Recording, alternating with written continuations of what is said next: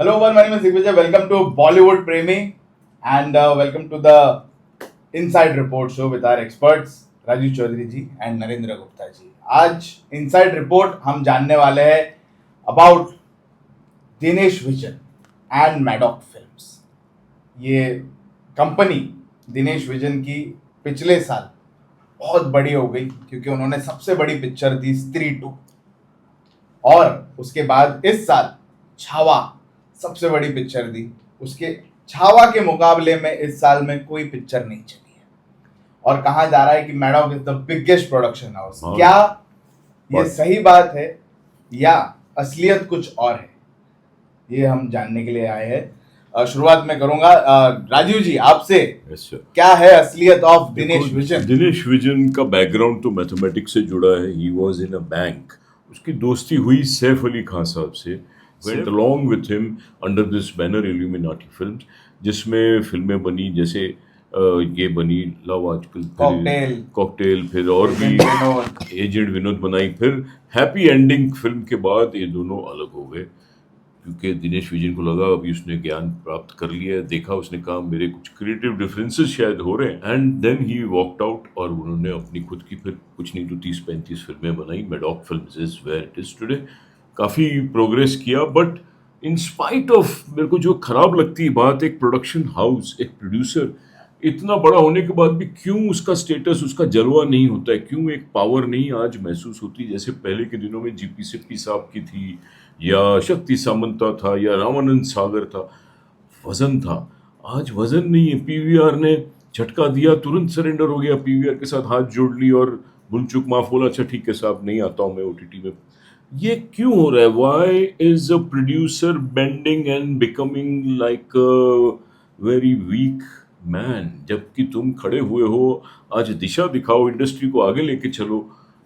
आज भी जो मैंने सुना है, ये ज़्यादा डिटेल में बताएंगे, उसकी फिल्में बहुत सी बनी हुई है, बायर्स नहीं है. अगर बड़े प्रोडक्शन हाउस की फिल्म नहीं बिकती है तो जो बेचारे नए प्रोड्यूसर्स हैं या मिडिल क्लास प्रोड्यूसर्स हैं या जो कम सक्सेसफुल प्रोड्यूसर्स हैं वो क्या करेंगे? क्या ओटीटी वाकई में पिक्चरें खरीदती हैं? क्या होता होगा उन पैसों का जिससे ये इतनी पिक्चरें बनी हुई हैं? करोड़ों रुपए पड़े हुए हैं, इन्वेस्टेड, फिल्में बिक नहीं रही हैं ओटीटी पे, ऐसे ही पड़ी हुई. तो ये प्रोडक्शन हाउस बनने के बाद भी दिनेश विजन ने अपना प्रोडक्शन का या प्रोड्यूसर का स्तर नहीं बढ़ाया, प्रोड्यूसर को पावर नहीं महसूस करवा रहा है. He has the capacity to do it. That is what I feel for him. Dinesh Vijan इस साल भी बहुत शुरुआत में ही उन्होंने अपनी एक स्लेट दिखा दी. हम इतनी सारी पिक्चरें लेके आ रहे हैं विदाउट पावर. और यहाँ पे छावा के बाद में अभी एक और पिक्चर आई उनकी भूल चूक माफ, उसके बाद अभी परम सुंदरी है और उसके बाद एक और पिक्चर है दिवाली की धामा. क्या बोलेंगे आप for Maddock and Dinesh vision? Definitely Dinesh vision और उनकी कंपनी मैडॉक एक बहुत बड़ी कंपनी है, लेकिन उसको मैं ए कैटेगरी में शामिल नहीं कर सकूंगा. Oh why sir? आज कोई भी बड़ा एक्टर उनके साथ काम कर रहा है, जिनको सो कॉल्ड बड़े एक्टर बोलते हैं, रणवीर सिंह, रणवीर कपूर, तीनों खान नहीं है सर. अक्षय ने कैमियो तो ठीक है, कैमियो चलता है. प्रॉब्लम है कि जब आप इतने बड़े मेकर हो, आपको जियो का फुल सपोर्ट था, अमेजोन के साथ आपने ऑलरेडी मिलकर ये फिल्म भी बनाई भूल चूक माफ, तो क्या वजह है कि आपकी एक नहीं, दो नहीं, 3 फिल्में बन के तैयार है 3 सालों से, डब्बों में पड़ी हैं, आपको रिलीज करने की हिम्मत नहीं हो रही है? क्यों आप ओटीटी के चक्कर में पड़े हो? ओटीटी वालों ने भी रिफ्यूज कर दिया है, भैया हम ये कीमत पर आपकी फिल्म नहीं खरीदेंगे. इन 3 फिल्मों के नाम बताता हूं. एक है पूजा मेरी जान, जिसमें हुमा कुरैशी और मुन्नाल ठाकुर. दूसरी है रूमी की शराफत, जिसमें राधिका मदन, जिन्होंने अक्षय कुमार की हीरोइन का रोल किया था एक फिल्म में, और सर्वगण संपन्न, जिसमें वानी कपूर. ये तीनों फिल्में सर धूल चाट रही हैं. दिनेश विजन की हिम्मत नहीं है कि वो 5-10 करोड़ का पीएनए डालकर भी इसको थिएटर का मुंह दिखा सके. ओटीटी वालों ने रिफ्यूज कर दिया है, तो आप इसको क्या ए लिस्ट का मेकर्स बोल सकते हैं? कतई नहीं. अनाउंस तो बहुत सारी फिल्में की थी, 2 फिल्में इस साल रिलीज मिलेंगी देखने को, पता नहीं क्या हाल होगा. फिलहाल 2 फिल्में पता नहीं कब शूटिंग शुरू होगी. एक है विकी कौशल को लेके महाअवतार, जो भगवान परशुराम की कहानी है, उनको उम्मीद है कि ये भी छावा जैसी मैं बड़े स्केल पे शूट करूंगा. और दूसरी अपनी फिल्म जो कॉकटेल बनी थी, उसकी सीक्वल बनाने की प्लानिंग कर रहे हैं। Yes sir, I think Dinesh Vijan deserves to be called as a category producer, क्योंकि इतनी मुसीबतें हैं आज प्रोडक्शन हाउसेस को in the wake of what is happening in theatres. Box office का हाल बुरा है, ओटीटी पे ही सब भाग रहे हैं, ओटीटी भी अभी पैसे उतने नहीं दे रहा है, सिकुड़ते जा रहा है। कहीं सुनते हैं कोई यूट्यूब में विंडो खोल रहा है बॉक्स ऑफिस की। बड़ा डिस्टर्ब्ड, कंफ्यूज ट्रांजिट स्टेज चल रहा है फिल्म इंडस्ट्री का कि हम कहाँ जाएं। थिएटर में उम्मीदें कम कम कम कम होती जा रही, डिमिनिश होती जा रही। उसके बावजूद लास्ट ईयर भी सक्सेसफुल फिल्म दी उसने, भले स्टार्स नहीं है बड़े उसमें, क्या बड़े स्टार्स ही लेके फिल्म सक्सेसफुल देनी चाहिए? I don't think so. He is given successful film Chhaava.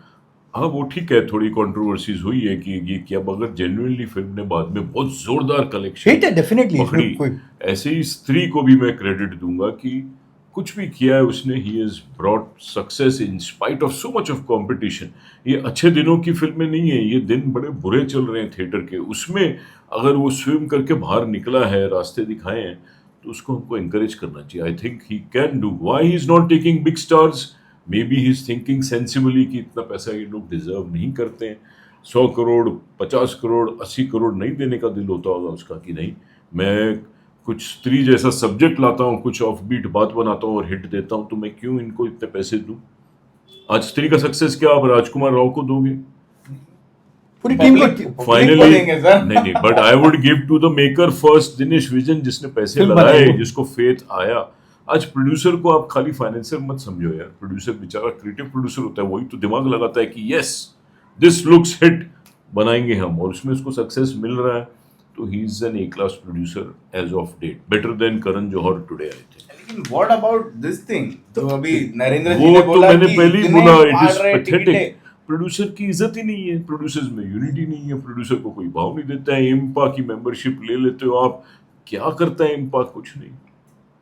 What is IMPPA doing? Tell me, what is guild doing and what is, क्या कर रहा है? क्या हमारे फिल्म प्रोड्यूसर्स में एकता है? क्या हमको लगता है कि हमें गर्व है कि हम प्रोड्यूसर्स हैं? साउथ में वो फीलिंग आती है, I am a producer, southern Indian chamber of commerce हाथ में जुड़ा हुआ, सब एक दूसरे का हाथ पकड़ लेते हैं। यहाँ तो कोई होता है, वो मर रहा तो मरे साल, कुछ नहीं, अकेले सबको सेलिब्रेट करना है, अकेले ही सबको अपनी गाड़ी चलानी है ही नहीं। I don't think there is togetherness, there is no unity in Bollywood film industry. This is one of the main reasons कि प्रोड्यूसर्स की इज्जत नहीं है। इसीलिए दिनेश विजन भी अकेला पड़ गया था जब पीवीआर ने केस किया, चुप करके सरेंडर किया। इसीलिए दिनेश विजन आज ओटीटी में भी कुछ नहीं कर पा रहा है, जबकि ही इज सो सक्सेसफुल। उसको तो प्रॉब्लम होनी ही नहीं चाहिए। सर दिनेश विजन को जब राजकुमार राव पे इतना फेथ था, तो उसकी अपनी दूसरी फिल्म भूल चूक माफ क्यों नहीं था? राजकुमार राव था उसके अंदर भी भैया। हाँ, इसी हीरो ने 597 करोड़ की फिल्म दी थी स्त्री 2, तो ये फिल्म भी डेफिनेटली अच्छी ओपनिंग लेनी चाहिए थी। but क्यों आपको 2 वीक के बाद ओटीटी पे रिलीज कर देना पड़ा? क्यों दिखाना पड़ा? नहीं, बट अगेन मैं बोलूंगा एज अ प्रोड्यूसर उसने अपना धर्म किया है। उसको मालूम पड़ गया था ये फिल्म वीक है, इसके लिए पहले ही ओटीटी में आना चाहता था। तो क्या प्रोड्यूसर पैसे कमाने के लिए अपनी अकल नहीं लग? कभी कभी प्रोडक्ट डैमेज हो जाता है, कभी कभी मिस डिलीवरी हो जाती तो है। ये लाइन से 3 मिस डिलीवरी हुई, देखिए हाँ, हो रही है। भूल चूक क्या भूल करें? चूक- भूल चूक भी मिस डिलीवरी कहीं- कहीं ध्यान- और ये तीनों कन्या वाली फिल्म है। सर, वो तीनों कहीं ध्यान हट जाता है। ये सब मिस डिलीवरी हो ऐसे गई। देखो, ये ऊपर वाला देता है सक्सेस, जरूरी नहीं है कि नलका खोल के भूल जाएगा ऊपर वाला कि जा तू ही लेते जा। थोड़ा गड़बड़ चल रहा है उसका भी, but still from the lot I respect Dinesh Vijan की वो कुछ भी करके प्रोड्यूसर का काम अच्छा कर रहा है वो। सर मेरा एक ही है, जब ओटीटी पे दिनेश विजन जैसे शख्स, जिसको आप ए कैटेगरी वाले मेकर बोल रहे हो, वो ओटीटी पे अपनी फिल्म नहीं बेच पा रहा, तो बेचारे जो छोटे मोटे जो मेकर्स फिल्में नहीं, ओटीटी के बुरा बना के हाल घूम है। रहे हैं, सोचिए उनका क्या हाल हुआ। फिल्म लंबी क्यों पड़ी बहुत है, गड़बड़ 500 फिल्में बन के तैयार हैं, कब नंबर लगेगा, कब उनकी क्रिएटिव टीम देखेगी, कब दर्शन होंगे। बड़े बड़े मेकर्स तरस रहे हैं, भैया हमारी फिल्म ओटीटी वाले खरीद ले। मैं तो अभी भी पुराना जमाना जब इंडिपेंडेंट फिल्म प्रोड्यूसर्स बनाते थे, डिस्ट्रीब्यूटर्स खरीदते थे और इंस्टॉलमेंट्स देते थे, अंडर प्रोडक्शन 40% दे देते थे, 50% आ जाता था, मुहूर्त करते थे पिक्चर का, ऑल इंडिया से डिस्ट्रीब्यूटर पैसे भेजना शुरू कर देते। वो जमाना अच्छा था, सेफ था, और डिलीवरी उठती थी, डिलीवरी के टाइम पे बाकी पैसे देते थे लैब में। ये आजकल हो गया है कि पिक्चर ही नहीं, सारा बोझा प्रोड्यूसर पे आ गया, एंड में जाके फिल्म प्रोड्यूसर को पूरा बेचना पड़ता है। आपको पता है ना पहले कैसे सर जो बिकती पहले के जो मेकर्स थे ना, चाहे राज कपूर हो, वी शांताराम हो, यशराज हो, बी आर चोपड़ा, अनेकों, प्रकाश मेहरा वगैरह, मनमोहन देसाई, इनकी फिल्म अनाउंस होते ही ना ऑल इंडिया बिक जाती थी। सर, और राजीव सर ने सही छोटे- कहा, डिस्ट्रीब्यूटर एडवांस देते थे, तो जो पैसा देते थे ना मेकर्स उससे पिक्चर बनाते थे, उनको अपने पैसे लगाने की जरूरत ही नहीं पड़ती थी। छोटे प्रोड्यूसर ये हाल को था भी सोचिए, मिलता था। और पिक्चर रिलीज के पहले पूरा पैसा हाथ में आ जाता था। सर एक स्टेज था बिंदिया और बंदूक, मैं खिलौना नहीं, छोटी फिल्में भी सरवाइव Survive, करती थी। absolutely. छोटे प्रोड्यूसरों को भी ऑल इंडिया बिक जाता था। डिस्ट्रीब्यूटर बोलता था हाँ थिएटर में इसकी भी ऑडियंस है। अब वो थिएटर की ऑडियंस ही खत्म कर दी है। There is nothing, I think single screens का कहीं कहीं होना बहुत ज़रूरी है, क्योंकि वो ऑडियंस अलग है और उससे उनकी जैसी फिल्में भी बनाना बहुत ज़रूरी है साइड में। True. बट करे क्या, अभी everything is in a mess, everything is fast paced. बेचैन हो गए, आपकी क्रिएटिविटी कहीं गुम गई है। बेचैनी से आप भागते रहोगे तो क्रिएटिविटी कहीं जाके दूर छुप जाएगी, आप पकड़ नहीं पाओगे। वही हाल हो रहा है आज। चलिए देखते हैं दिनेश विजन आगे क्या अनाउंसमेंट करते हैं, और जो अनाउंसमेंट स्लेट उन्होंने इस साल के पहले दिखाई थी, क्या उस स्लेट में से सारी फिल्में बनाते हैं या नहीं बनाते, या ऐसे ये 3 फिल्मों की तरह कोई फिल्में रुक जाती है या बन के रुक जाती है। इस पे हमारी ज़रूर नज़र रहेगी, एंड देखेंगे आगे की बातें वापस आएंगे करने के लिए आप दोनों के पास में, जानने के लिए ये बहुत ही क्रूशियल बात है कि इतना बड़ा प्रोड्यूसर, उन्होंने पॉइंट मुद्दा की बात बहुत अच्छी बोली। इतने बड़े प्रोड्यूसर का अगर माल नहीं बिक रहा है और वो भी स्ट्रगल कर रहा है तो it's not fair, something is wrong. You have to think, Miserably exactly, इतना wrong. बड़ा आदमी अपनी फिल्म नहीं पिच कर पा रहा है यार। ना आप और कोई करें- भी ओटीटी, ये नहीं कि इतने 40 ओटीटी चैनल क्यों कोई खरीदने को तैयार नहीं है। You have to really think about the future of film industry. कैसे सोच और सकते हो फिर आप? दिनेश विजन अगर देख रहे हैं तो कमेंट में हमको बताना कि क्यों नहीं बेच पा रहे आप ये 3 picture. Thank you, Thank all you. The best, take care, bye.